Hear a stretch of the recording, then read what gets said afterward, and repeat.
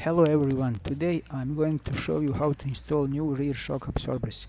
I'll be using the hand tools you see here and if necessary a cordless impact driver.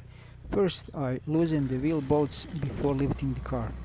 Once all the bolts are loosened but not fully removed, I lift the car with a jack and take off the rear wheel.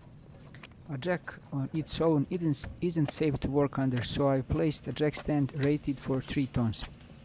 I positioned it on a solid part of the rear suspension and after placing the stand I give the car a push to make sure everything is stable. Now I sprayed the bolts with some penetrating fluid to make them easier to loosen. These are 18mm hex bolts and they are very tight. Because the shock absorber and the spring wash together, loosening the shock without supporting the spring could cause the spring to release suddenly and cause injury. That's why we need to make sure the spring stays compressed like it normally is when the car is sitting on the ground. Now I'm loosening the main bolt that holds the shock. The nut on the wheel side is fixed and cannot be removed, so this bolt is loosened from the inside. I won't remove it completely yet, not until the remaining bolts are loosened as well. Next I remove the wheel arch liner. Technically you might not have to remove it, but it gives much better access to the bolts above that also secure the shock.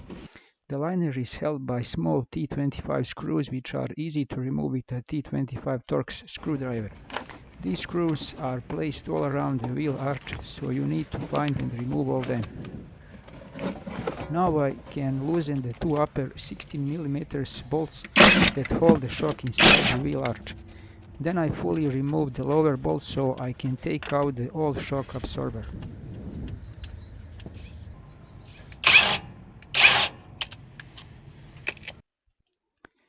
Before installing the new shock absorber, it needs to be fully compressed 3 times.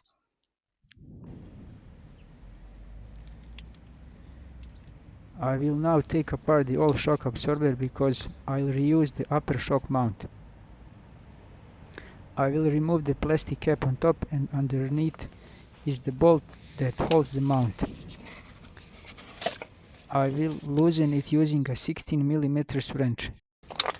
You will need a tool like this or a special shock absorber wrench. You also need to hold the shock rod with pliers, otherwise it will spin and you won't be able to remove the nut. Now I install the new bump stop onto the new shock absorber and place the upper shock mount on top.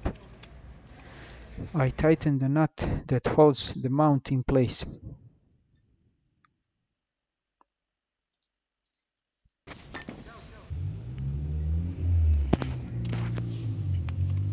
I secure the bump stop with a zip tie so it stays in position. After placing the cap back on, the shock absorber is ready to install. I place the shock in the lower mount, insert the bolt and push the upper part into place so the upper bolts can be installed.